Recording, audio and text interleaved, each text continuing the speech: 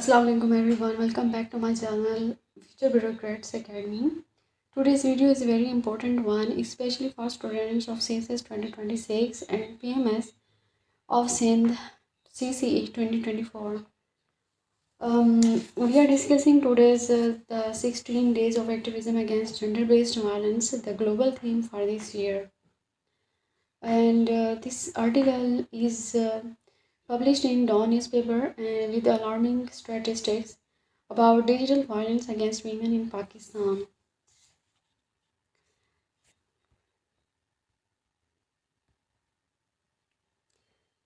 16 days of activism against gender-based violence. This is a global campaign initiated in 1991 और in November every year नवंबर 2025 को ये initiate की जाती है ये कैंपेन और नवंबर 2025 is known as International Day for Elimination of Violence Against Women and it is ended in December 10 which is a day of Human Rights Day. और इसका purpose क्या है? इसका पर्पज़ ये है कि इंडिविजुअल्स एंड ग्रुप्स को मोबिलाइज़ करना worldwide to end violence against women and girls.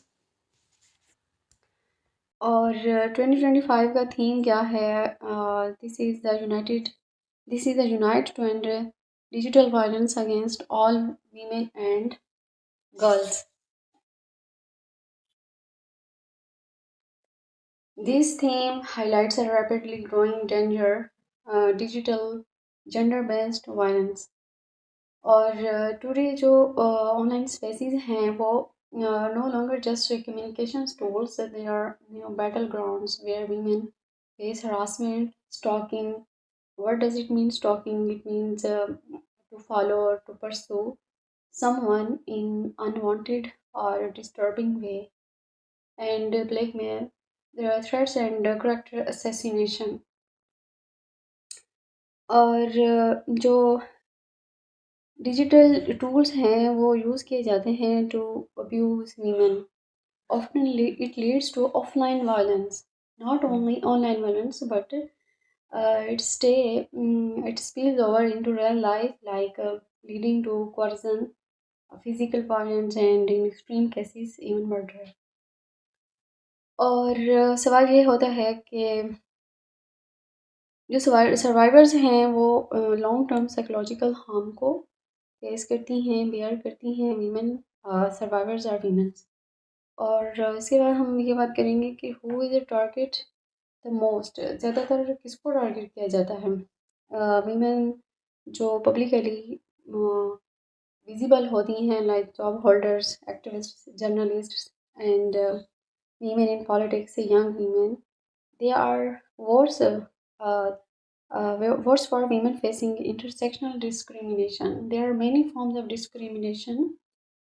They face multiple forms of discrimination such as religion, ethnicity, disability or gender identity.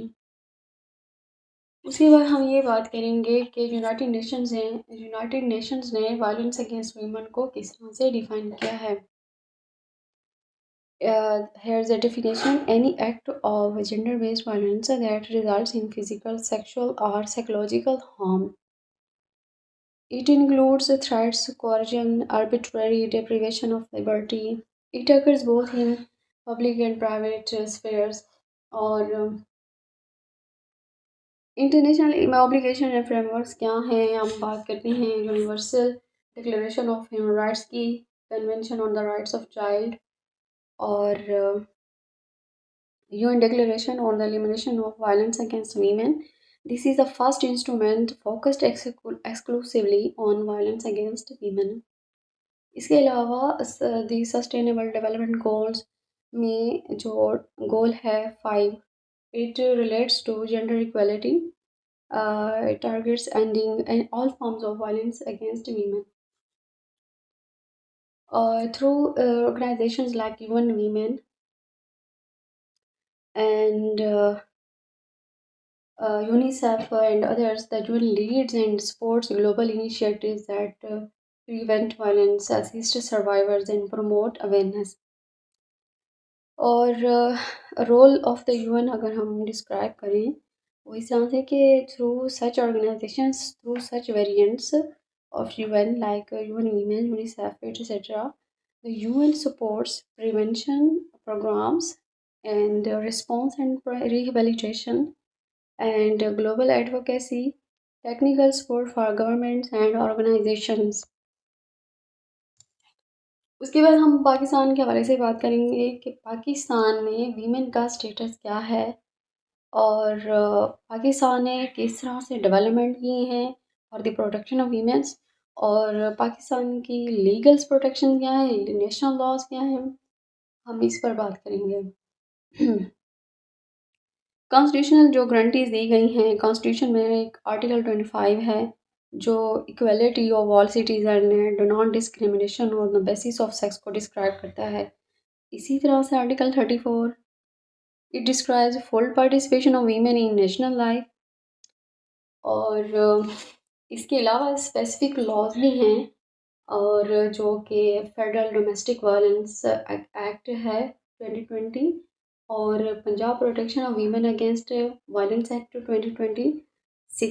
2016 और and the prevention of electronic crimes act 2016 Paika which criminalizes online harassment, threats, blackmail and non-consensual sharing of images, जिसमें videos भी शामिल हैं, videos, images और text etcetera.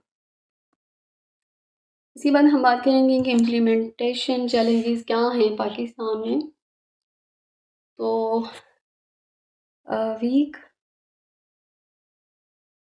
Week enforcement of laws है, limited access है to justice because बहुत सारी women ऐसी हैं जो कोर्ट्स को रीच नहीं कर सकती। लैक ऑफ ट्रेन पॉलिस है और फॉरेंसिक सपोर्ट भी बहुत कम है, सोसाइटल स्टिग्मा भी बहुत ज़्यादा है जो कि डिस्करेज करता है रिपोर्टिंग को।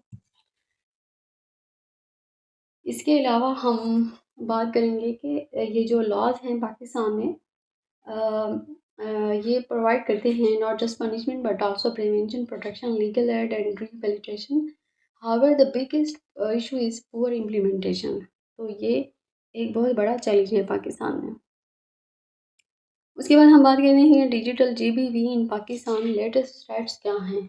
According to the digital rights of foundation 2024 in the last year alone there were 3,171 complaints of technology facilitated GBV, gender based violence and women failed most of them.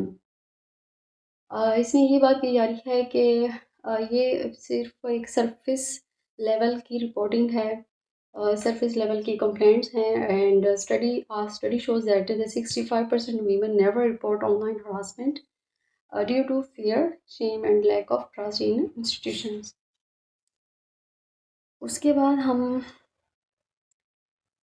बात करेंगे कि national commission on the status of women इन 2023 की जो report शाये हुई, जो publish हुई, उसमें ये नोट किया गया कि 40% of Pakistani women have faced cyberbullying और ऑनलाइन हरासमेंट। और साइबर क्राइम के हवाले से हम देख लें तो out of 1375 cyber crime cases only 92 convictions were recorded in 2023। This is an incredibly low rate, ये बहुत ही कम रेट है।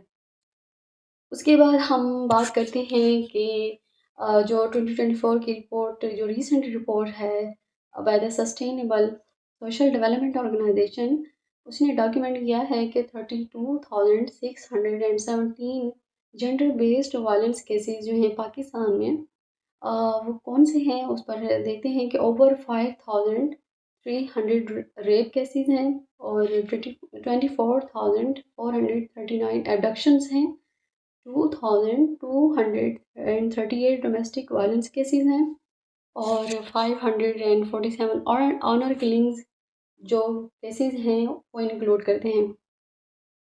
और इसके अलावा हम ये बात करेंगे कि the national conviction rate is 0.5% for rape and honour killing in Pakistan जो कन्विक्शन का रेट है वो है 0.1% for abduction, 1.3% for domestic violence.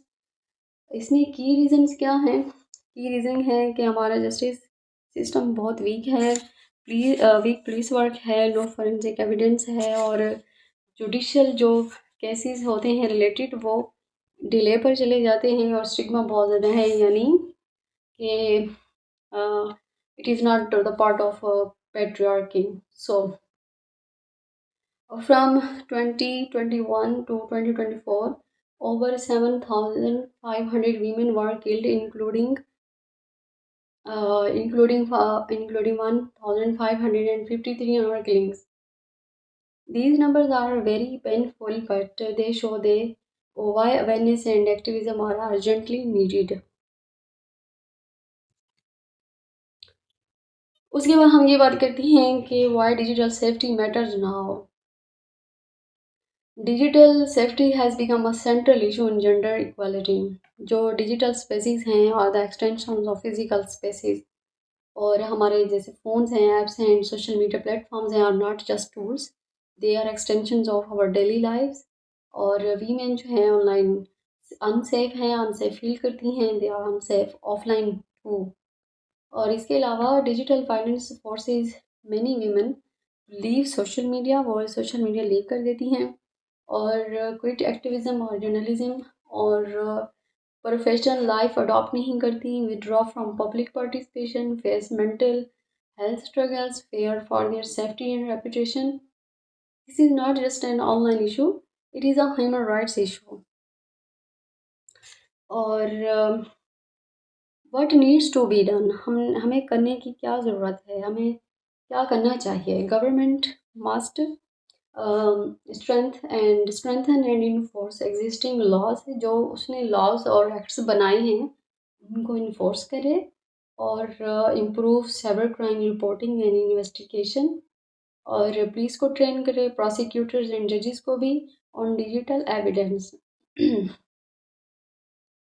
उसके बाद hold social media platforms accountability को इंश्योर करे। इसके अलावा टेक कंपनीज़ को क्या करना चाहिए? Tech companies make platform safer और क्विकली एक्ट करना चाहिए on reports of harassment, and better development होनी चाहिए on monitoring systems and support women who face threats. और इसके अलावा जो ऑर्गेनाइजेशन है और सिविल सोसाइटी है उसको रोल क्या होना चाहिए? उनको रोल ये होना चाहिए कि अवेयरनेस जो कैंपेन्स हैं उनको परसिस्टेंटली रन करती रहें, और offer legal aid and counselling and shelters, promote male allyship and community engagement. और एट इंडिविजुअल लेवल अगर हम बात करें, speak up when we see online harassment, support survivors with empathy, learn and teach digital safety, challenge harmful norms on social media. और इसके अलावा जो है रिस्पेक्टफुल और सेफ ऑनलाइन स्पेसेस को प्रमोट करना चाहिए। और कम्युनिटी इंगेजमेंट क्या होना चाहिए कि वॉलंटरीली काम करना चाहिए, एन को सपोर्ट करना चाहिए जो वायलेंस अगेंस्ट वीमेन पर काम कर रही हैं। इसके अलावा इवेंट्स भी अटेंड करने चाहिए, वर्कशॉप्स और सेफ्टी सेशंस को भी अटेंड करना चाहिए, advocate for better laws and implementation, और online offline spaces for girls and women को सेफली बिल्ड करना चाहिए। की मैसेज क्या है कि ending gender-based violence, especially digital gender-based violence, requires strong laws plus strict enforcement, safe technology platforms, empowered communities, active bystander support और survivor-centered systems यानी rehabilitation centers। इसके अलावा जो है violence against women is a human rights violation, not a private matter. और ये global issue है, regionally भी नेशनल भी इशू है। तो हमने जो है इसको अब क्लोज़ अप कर लिया है, इसको एंड अप करेंगे। अगर आपको ये वीडियो हेल्पफुल लगी है तो for related C studies preparation, do like, share and subscribe, and let me know in the comments which topic you want next. Thank you for watching.